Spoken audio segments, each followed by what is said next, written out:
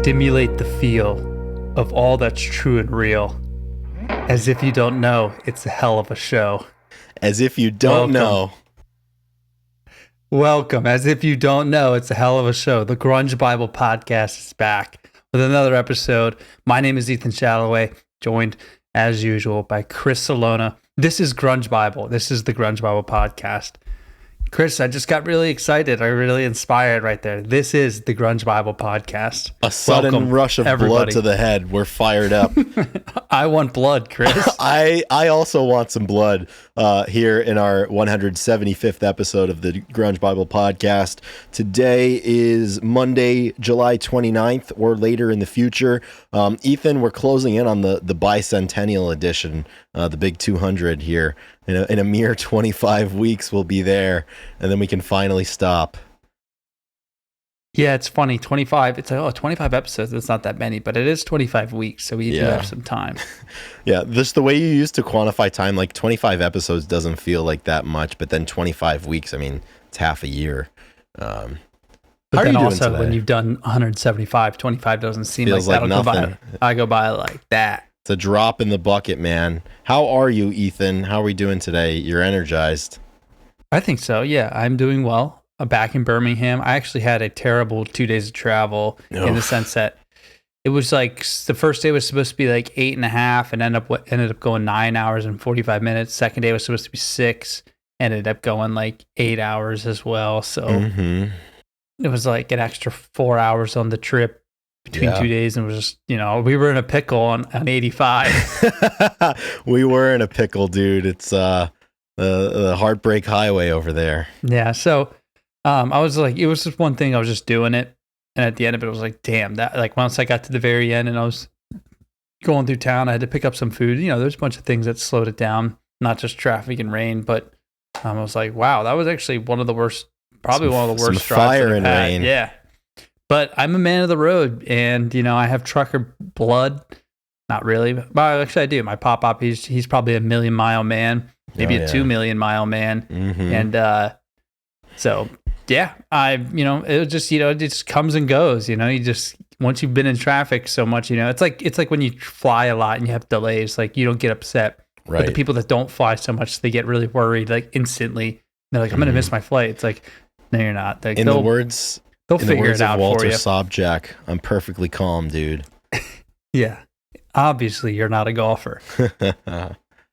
I love using that. I love using that quote all the time, and I'm not sure people get it, but a lot of people do, though. It's worth it to use it all the time for those who get it. Yeah. You go 1 for 10. That one success makes the other 9 worth it. That's exactly right. That's the percentages we play here. Absolutely. If the post and the pod works for a couple people, then so be it. So, man, I'm doing well. How are you doing this Saturday morning?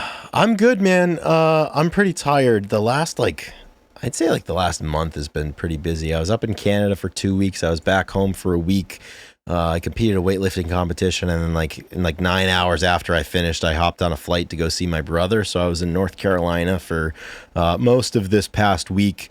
I just got home, I guess 2.5 days ago, and kind of settling a little bit back into the routine. Got some more travel coming up, though. It's been a different summer for me. Usually, I'm always busy in the summertime, but I've not traveled to the extent that I have this summer in quite a while. So I feel like I haven't really experienced much of the summer in my home in Rhode Island. Right. Have you been to the beach yet? I've been to the beach once. I've only gone once. I need to crank those numbers up because I really enjoy the beach, and it's so close. It's 40 minutes from my house. So I gotta get down there and enjoy it. But it's hard to balance everything. I got work. I got other obligations and whatnot, but I'm good. We're recording this on Saturday, July 27th. I have a pretty open schedule today, so to be determined if I just kind of take it easy and still recuperate a little bit, or if I go and see if I can get into something with my friends, see what they're up to. But first things first, as if you didn't know, we've got a podcast to do. That's exactly right. That's how, if you want, it's like your chores at home. You know, it's like if you want to play outside with your friends, you need to take the trash out. Yep. That's Gotta what clean we're your doing right room now. if you want me to buy you ice cream from the ice cream truck. So I If you did want my your allowance. yeah. So I did my grocery shopping last night. I still have to clean my house. I have to get this podcast done, and then and then recreational time can begin. But first things first, we do have this podcast episode, and we've got news. We talked about it last week. Jerry Cantrell's new single. It was coming out before that episode was live. It is now out. We've got some information on the forthcoming album called I Want Blood. Yes, I do. Yes, you do. We all do. And we're going to chat about the new single, Vilified, from the man Jerry Cantrell. So always good to talk about new news here instead of old news, which we tend to do a lot. So happy to be here and talk some JC, talk some Riff Lord. But speaking of old news, we do have people to thank that have been with us for a long time. And that is the League of Patreon supporters we have. Yep. We have a $2, a $5, and a $10 support levels.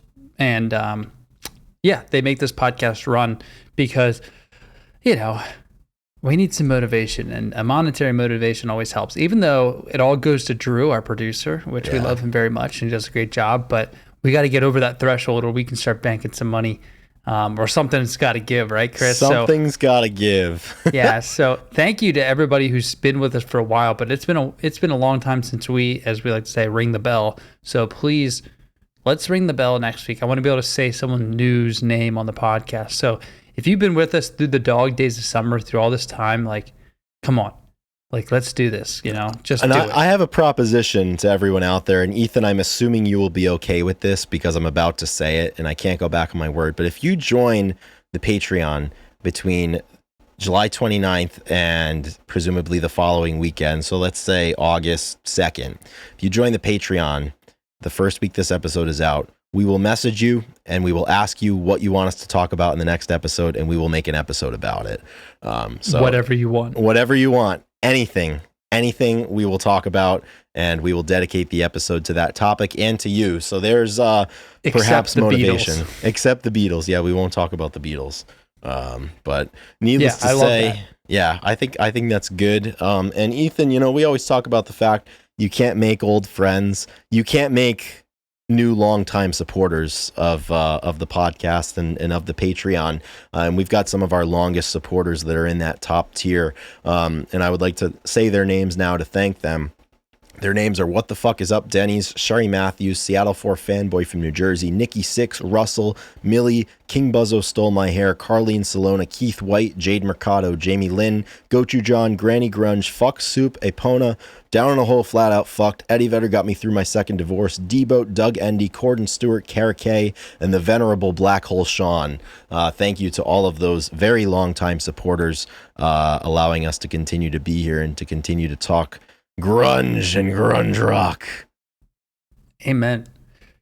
Before we talk about this day in music, as in like the Vilified coming out, we got to talk about this day in music in history. Yeah. So let's go back. Let's go back 71 years to when Geddy Lee was born in 1953. That was quick math. Geddy Lee. I know you're a big Rush fan, right? Yeah, man. I've been jonesing for some Rush lately. Working Man has been in heavy rotation for my summertime playlist. So happy birthday to the man Geddy Lee. I feel like we had a Rush thing that we talked about like a month or two ago.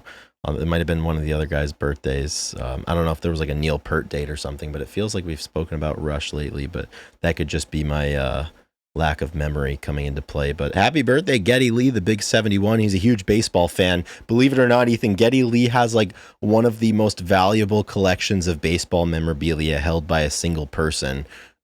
He has had season tickets to the Toronto Blue Jays for a really, really, really long time. And he's a baseball fanatic. So I can definitely find some common ground with Geddy Lee. I love that. That's great. Man, that's important. I'll kick things forward to also another 1953 birthday. Happy 71st birthday to Patti Scialfa, the great musician and singer, member of the E Street Band, Bruce Springsteen and the E Street Band. She has also been married to Bruce. They've got a couple kids. I believe they were married in the late 80s or maybe 90, 91. But she's fantastic. it's always sunny on East Street, and Patty is a big reason for that. She's super, super great. So happy birthday, Patty Scalfa.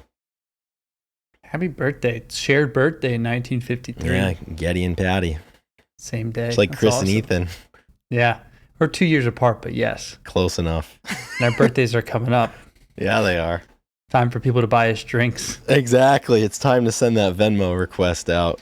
Dude, I was talking to my friend, and they had a girlfriend who it was her birthday, and she put out that, send money for birthday. She made $1,200. $1,200? What? Yeah. Who's funding that? Yeah, I know. Someone will have to pay. Goodness. I just don't understand. So that's a lot of money. That would be sick. You have to report that on your taxes at that rate. Yeah, that's not happening. Our taxes, IRS, who? Okay, moving up to 1933. No, I'm just kidding. 1966, as we talked about before. In 1966, Cream plays their first show ever, playing at the Twisted Wheel Club in Manchester, England. That's big. Awesome. I love me some Cream. Widely considered to be the first 30s. supergroup to ever exist in rock and roll. Oh, really? They're considered the first supergroup? Allegedly. That's what the pundits have said over the years. Interesting.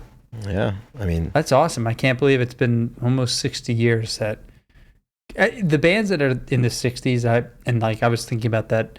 I think they were talking about World War II vets and how many people are alive. I don't know what I was listening to and how... Not many anymore. As years go by, there are less and less people that have lived through the wars. Mm-hmm. And then, there's less people that were teenagers during the 60s when this music was coming out, or, the bands that are from the 60s they're 80 years old type thing. And, as of September 30th, 2023, there are just about 100,000 World War II veterans still living in the United States. Which is wild when you consider the millions that served during that period of time. Yeah, it is. Yeah, time keeps marching on, and history moves on with it, and you lose people that were there to, give those real in time, accountings. Pretty crazy. It really is crazy. Okay. Moving forward to 1984. This is a good one here. A nice little crossover here. Utility player, somebody who could do it all. On this day in 1984, Prince became the first person to have a #1 song and also be starring in what was the #1 movie at the time, as the movie Purple Rain was standing atop the box office rankings at the same time that When Doves Cry was leading the way on the Billboard Hot 100 for its 4th consecutive week. So, two-sport athlete right there, right alongside the Bo Jacksons and the Dijon Sanderses of the world, and the Ethan Shalloways of the world, I would say, Grunge Bible Podcast and Javelin. I love that. Two-sport athletes, man. That's awesome. I was just listening to Chris Robinson in an interview, and he was saying how Prince is the guy. He's the one that, almost doesn't get as much. He's super popular and huge, but almost doesn't get as much credit for how versatile and just unique that man was. And there are a lot of great Prince stories out there, and he really was something special. And he passed away probably when we were 2016 or 2017, I think. Yeah. A couple years after high school ended, and I didn't know. I wish I listened to more Prince when I was younger. Yeah, me too. Then I'd have those core memories. I had to go back when they're gone, but pretty awesome. Absolutely. All right, and the final one, 2015. The Eagles play their final show with Glenn Frey, and he dies 6 months later. It's crazy. Yeah, been 7 or 9 years now for Glenn Frey, and we just celebrated Don Henley's birthday last episode, and today marks the last show they played with Glenn Frey. He passed away on January 18th, 2016, and really, at the heart of what the Eagles did, his lead vocals. He did the lead for Take It Easy, Peaceful Easy Feelin', Lying Eyes, New Kid in Town, so really kind of quintessential to that era of music, certainly, where the popular stuff was kind of like the soft rock type element. A lot of the stuff that happened in the yacht rock. Yeah, I'd say they toe the line. Joe Walsh, they definitely toe the line. Peaceful Easy Feel Tequila Sunrise. Come on. Those are I could classics. go, man. Yacht rock's been huge right now. It's Southern rock and that. Oh yeah, it's good stuff. I mean, it's this time of the year, It is that time of the year, so time of the season. a little bit of a solemn memory here. Their final show with Glenn Fry, but I'm gonna spin some Eagles later. Why not? It's just the right thing to do. Yeah. Yeah. So that's this day in music for July. That's how you say that word. July 29th. July 29. 29 enter. And now it's time that we get to talk about Jerry Cantrell. Vilified is officially out. I believe it came out on July 25th. So we've had some time to digest it. And additionally, he announced the name and the release date of the album from which Vilified is leading the way. And the new Jerry Cantrell album is called I Want Blood, and it is going to be released on October 18th. And when he announced this in the press release, there is a quote from Jerry that sheds some light as to what to expect from I Want Blood. And Jerry said in that release, "This record is a serious piece of work. It's a motherfucker. It's hard, no doubt, and completely unlike Brighton. And that's what you want, to end up in a different place. There's a confidence to this album. I think it's some of my best songwriting and playing, and certainly some of my best singing." And that's just what you want to hear. It's kind of wild to me to think about the fact that somebody who's been playing in incredibly popular bands and has been an incredibly popular and well-traveled musician for the last 35 years is still gaining confidence and still feels that there's room to grow with that. And it's so cool to see him pursuing it with success, to this point, where he can sit here in 2024 and say that, this is some of my most confident work here. And I really feel like I'm growing. We talk a lot about how Lane had really encouraged Jerry to do more singing with Alice in Chains, certainly in the Dirt era and beyond. And he's been on that path for, like we said, 35 years. And, it's just a blessing to get more Jerry Cantrell. I mean, Brighton really dominated the grunge Bible airwaves for a while, and I'm excited to declare that we want blood. I can't wait for the updates on the tour, the We Want Blood tour. Yeah. We got to get to one of these shows together for the presumably forthcoming tour. Absolutely. I think that, when I first listened to it, I was like, yep, Jerry did it again. And what did he do? He gave us what we want, right? I mean, it's it's a heavy Jerry Cantrell sounding song. And, the album's going to be that. And I don't know. I think you're just, we know that this album is going to be really solid and it is going to be exactly what he says. We can I feel like we can take his words and be like really excited for it. So,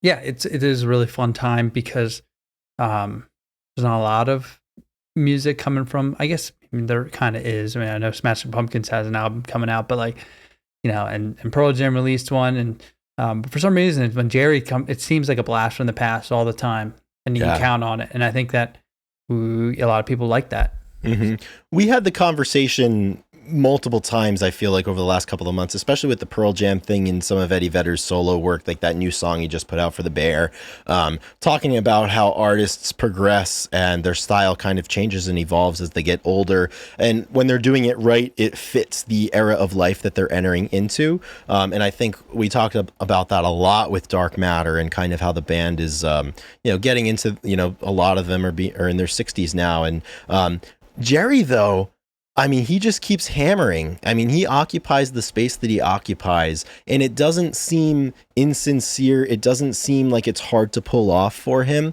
I mean, he's firmly cemented himself in that, heavy rock and roll. And for somebody like Jerry Cantrell to say that his new album is a motherfucker, I mean, knowing what he's done in the past, that just gets me all sorts of excited and feeling all sorts of tingles all over my body, getting really fired up for this one. And, as we said, the first track is out, Vilified. And, we have this shared notes where we kind of dump our thoughts. And like you said, and like what I wrote, Jerry did it again.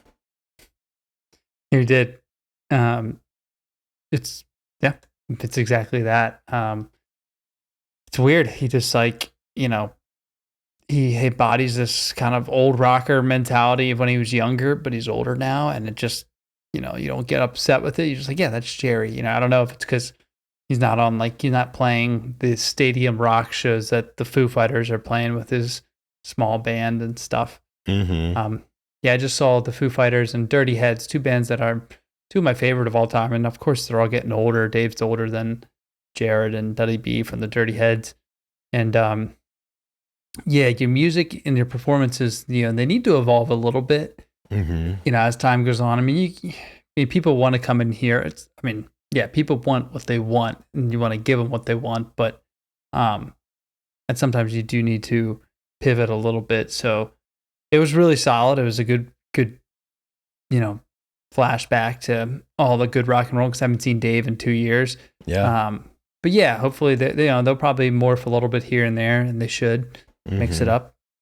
And I won't go too deep into it, I guess. I mean, we can have another episode maybe. If you go see them, we'll be able to break it down. Yeah, absolutely. And then kind of getting back to Jerry, something that I love about this is, this is his fourth solo album, and he's kind of called upon once again some of his former and frequent collaborators. So some more information about the album that'll be out on the 18th of October. We've got Duff McKagan from Guns N' Roses, Greg Puciato, Gil Sharon, both of whom were very prominent in the recording and touring of Brighton. He's also calling on Rob Trujillo of Metallica and Mike Borden of Faith No More. Both of those guys contributed to Degradation Trip, which came out in 2002. He's kind of at that point, calling on some people that he's worked with and had great chemistry and friendship with in the past, and coming together to release this album. And I'll tell you, if we want to chat a little bit more about Vilified, I just need to talk a little bit more about the album title, I Want Blood. Once this was announced on the 25th, a few days ago, Kerrang! Magazine released an interview that they did with Jerry Cantrell, and the interview asked Jerry about the title, and the question posed was, I Want Blood is one confrontational title. When did those words enter the equation? And Jerry Cantrell answered, and he said, I was in Vegas with Susan Silver for Sick New World Festival, and she asked me, what made you want to call the record that? It's a total fuck you. And she's right. There are a few strong titles in my catalog: Dirt, Facelift, Degradation Trip, so I don't know that it's outside of the norm for me. If you're lucky, you get the title from one of the core tracks or something that embodies the work. I had both with the track I Want Blood. It seemed to fit the tone because it's a hard-hitting record, a proper representation of what you may experience if you choose to dive into it. And that's perfect. That's quintessential Jerry right there. And, he talks kind of about the writing of this album that's coming. And, he's kind of always got, as I believe he called it, a riff bank, where, he's got different ideas and different riffs that he's working on. So a lot of these, some of the ideas had kind of evolved from ones that he had before, but the lion's share of this record comes from a lot of the writing that he's done in the last couple of years. Which really speaks to, how intentional he seems to be with this being a heavy record and it being some new stuff, some stuff that he's really confident in and really excited to share with everybody. And that definitely gets me really excited to listen to it. Yeah, looking at the track list, we'll go through, there's 9 songs. And just because we're talking about titles and names, so leading off, we have Vilified. Number 2, Off the Rails. 3, Afterglow. Then we get to 4, I Want Blood. The heart 5, of the record. The heart of the record. You get Echoes of Laughter, Throw Me a Line, Let It Lie, Held Your Tongue, and It Comes. And these song titles are kind of what I would expect from an album called I Want Blood. And I don't know. Yeah, I mean, it's good. I don't know. Reading the titles without knowing anything is always interesting, and you may do try and read into this could be a heavy song. This will be what we have no idea. Really have no idea. Yeah. Who knows what I Want? I mean, I Want Blood better be heavy. It's going to be heavy. Yeah. Right? It better be heavy. And it's interesting because this Kerrang! Interview that he did, they were able to listen to it ahead of time. So they were asking him kind of pointed questions about it. And to the point earlier where we spoke about how Jerry just kind of has cemented himself and is established in this one particular space. He is exploring some of the themes that we talked about. I know we talked about it a bunch with Dark Matter and even the Foo Fighters' last album, but here we are. As these guys are getting older, obviously, there's a lot of miles behind them now. And the interviewer said that the final track, the ninth one, it comes, it's kind of talking about severing ties and looking to the past. And Jerry had some interesting things to say about that. And he said, things end and ultimately you end too. There's a beauty in that, as things aren't meant to fucking last forever. So something else can fucking begin. I don't look at it in a doom and gloom way. It's an assessment and an acceptable, and it's something we all share. It's cool to have been in existence in my little bubble of it. I'm still rolling and I'm not done yet. And that's music to my ears. He also said in that interview that, the last Alice in Chains album was in 2018, Rainier Fog. And he said that, it's only a matter of time before, Alice in Chains get back and there'll be a record. And he said sooner rather than later. So, reaching that age, both as a performer and just as a person, where you tend to look back a lot more, and that kind of shapes the path that you take from that point. Once you've got a lot of miles behind you, it's really encouraging, and it's cool to hear that he's declaring he's not going anywhere. And this sounds like the weird thing about Jerry Cantrell's solo stuff, like in the best way possible, like Vilified, for example, and a lot of the stuff off of Brighton sounds like it could have come in 2004, right after Degradation Trip came out, or, in the mid to late 90s when Alice in Chains were, kind of ending as Lane had kind of, spiraled down a little bit. There's just a certain timelessness with what Jerry's able to do, and the skills that he has, and his voice is seemingly immune to aging. He said that it's some of his best singing, and I certainly, if Vilified is any indication, I mean, that chorus, this dude can still write the shit out of a melody, and he can sing it, and he can bring it, and that's what he's doing. Yeah. So yeah, let's get into the song Vilified. So yeah, let's do it.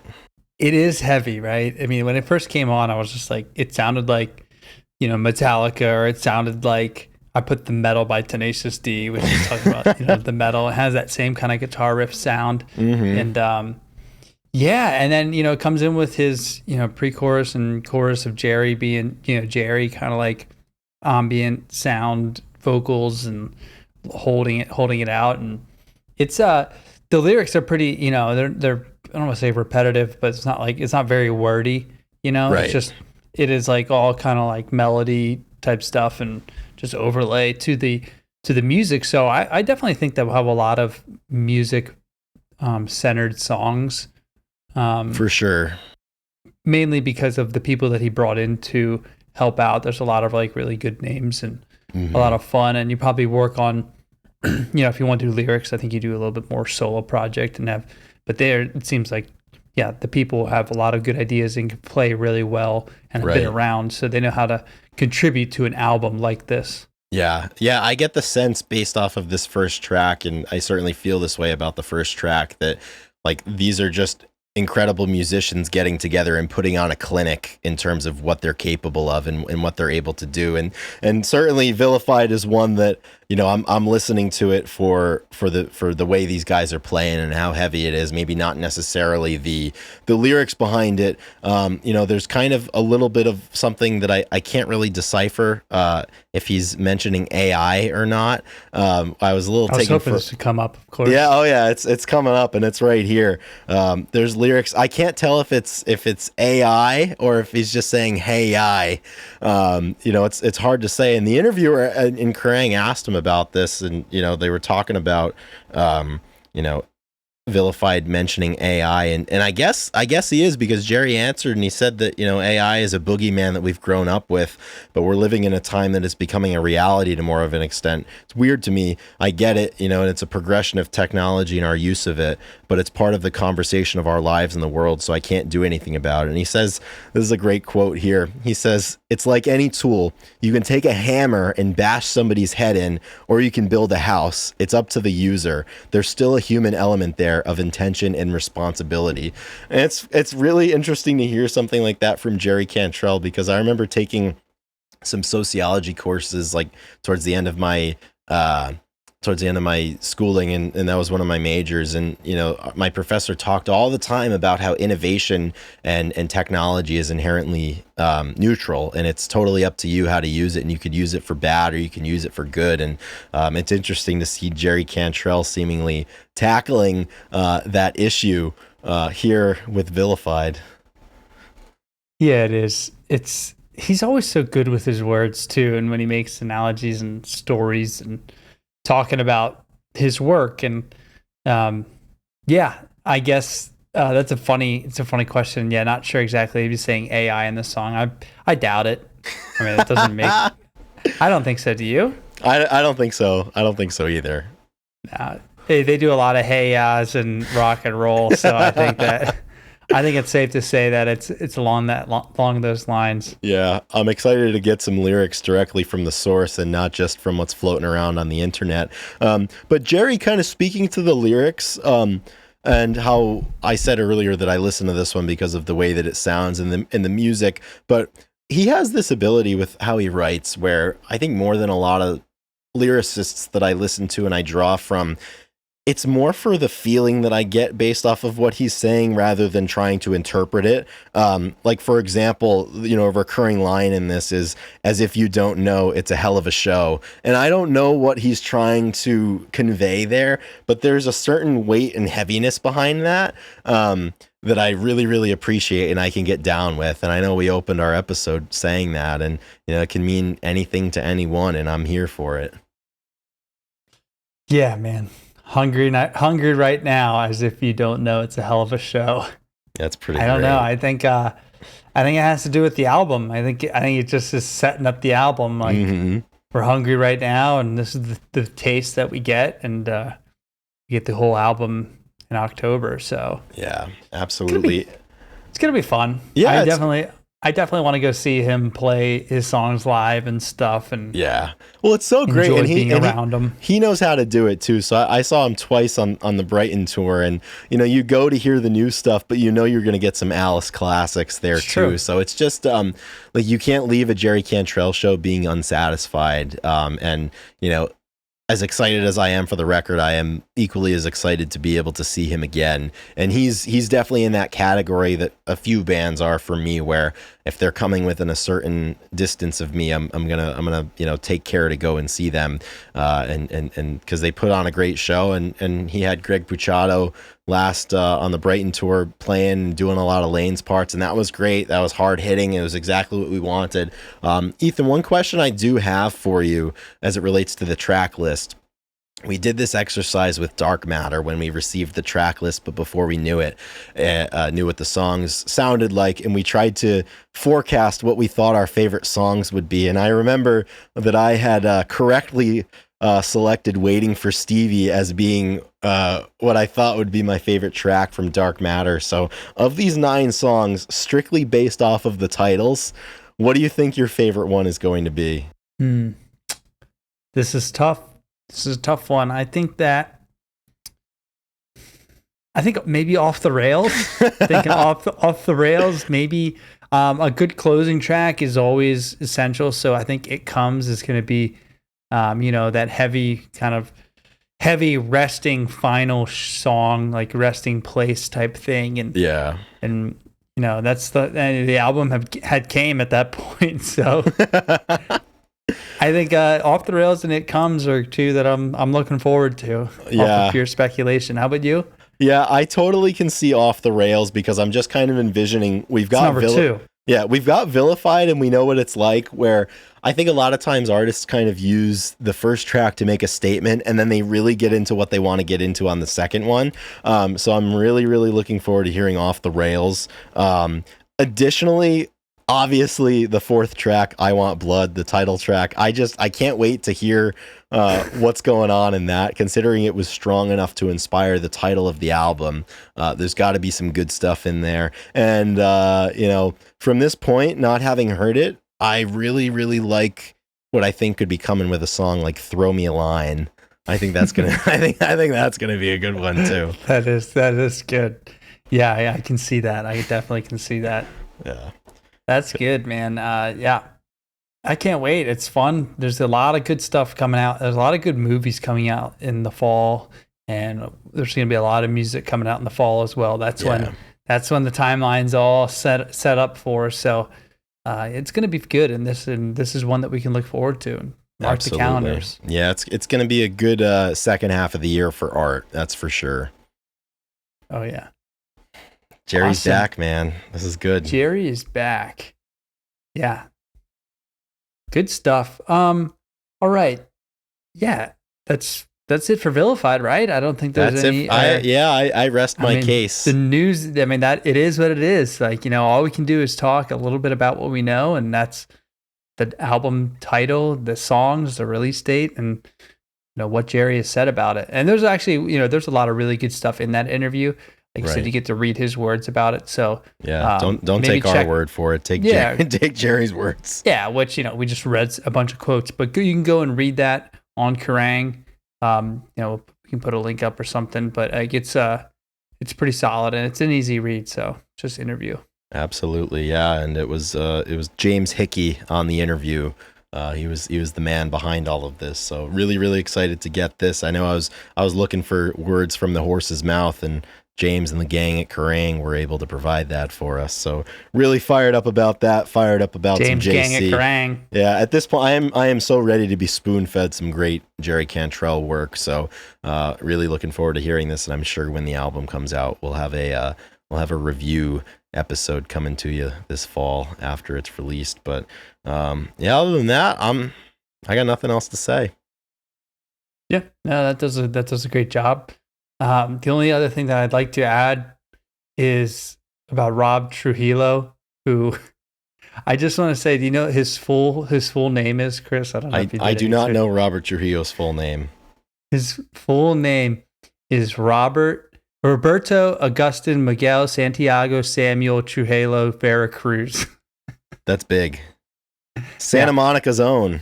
People think that they are special having 3 names. This guy has 7. Yeah, this guy's bringing it. And notably for him, this album's released on October 18th, and he'll turn 60 on October 23rd. So a little birthday release for the man himself.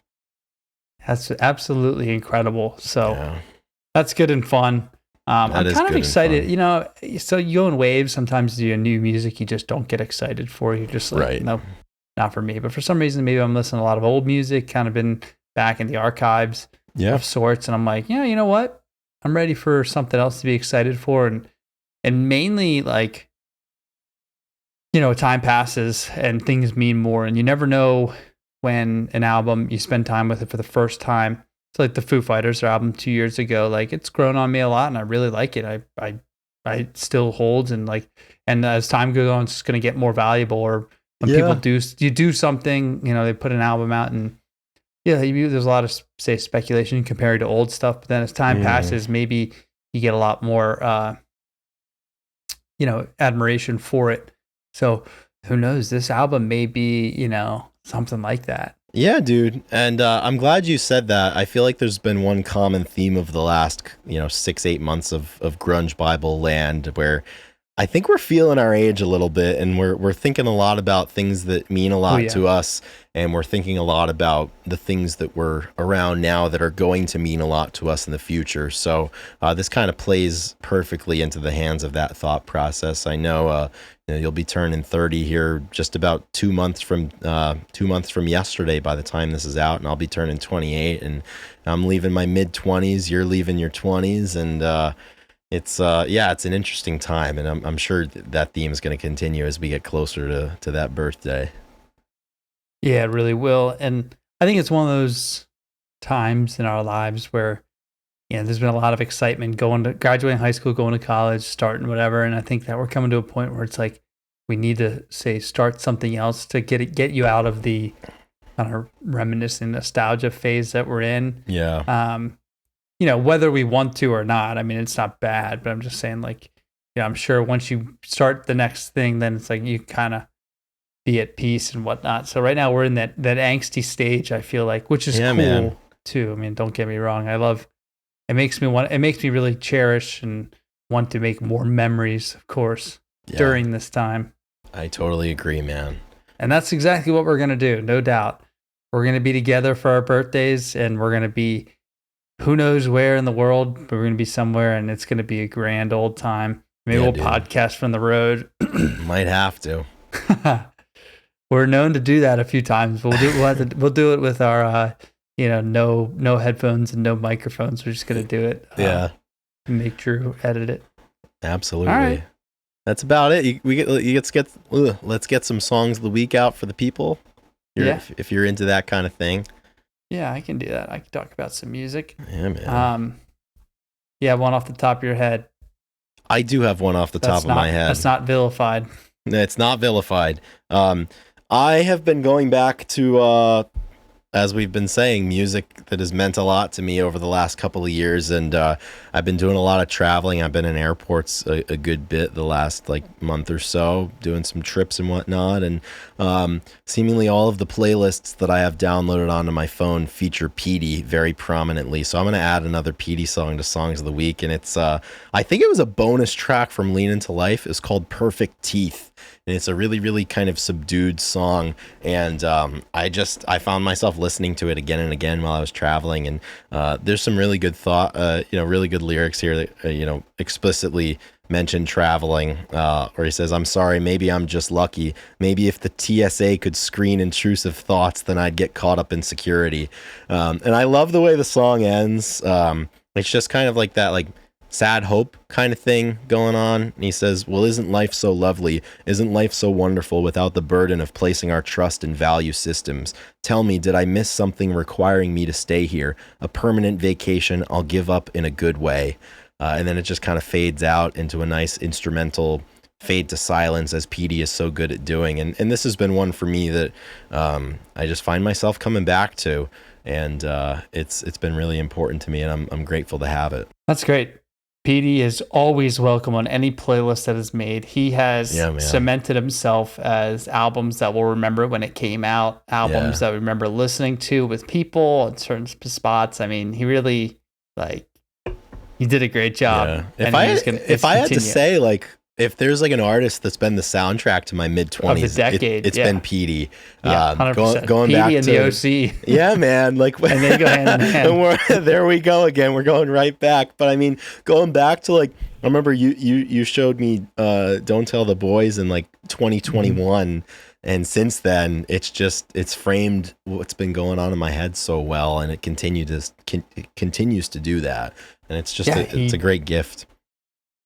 Yeah, it's incredible. He's very special. I can't wait to talk with him again. We'll have to. Yeah. Okay, for my song, I'm going to choose. There's a few different choices here, but I'm going to choose "Closer to the Sun" by Slightly Stoopid. Nice. And another playlist staple there. What, Slightly Stoopid? Yeah, "Closer to the Sun." Absolutely, it's a great song. Yeah. Oh, okay. I thought you were saying it was on already. I was like, no way. No, I don't think so.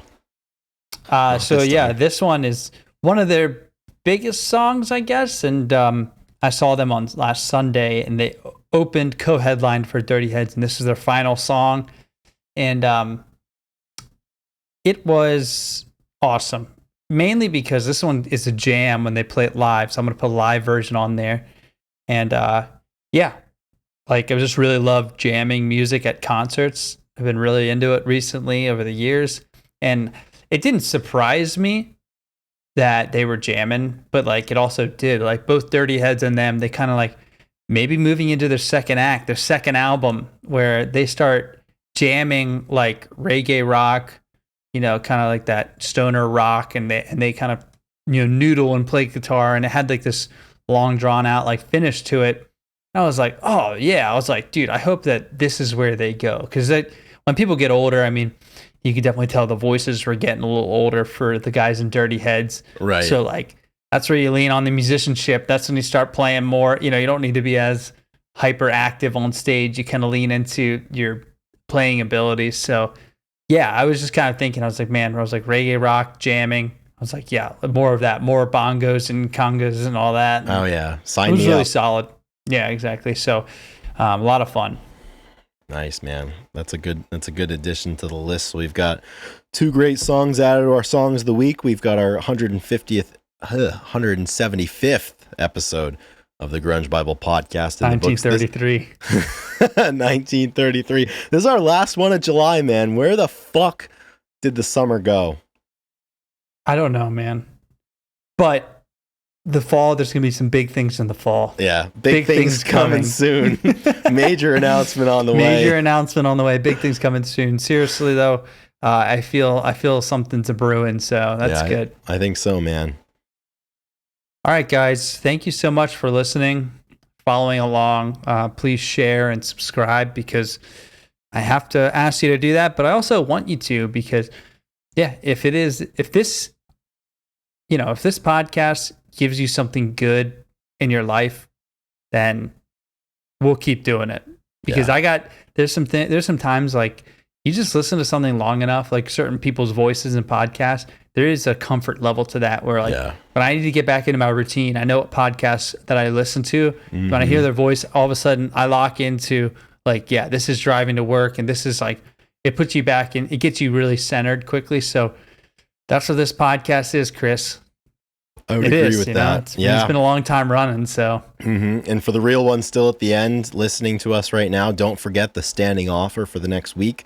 If you become a member of the Patreon, we will reach out to you, and the next episode we'll discuss whatever it is you want us to discuss. So hopefully we got our reel rod and reel out, we got our line in the water, and hopefully we'll catch ourselves some new fish here. So to add to the school of fish that we've got going.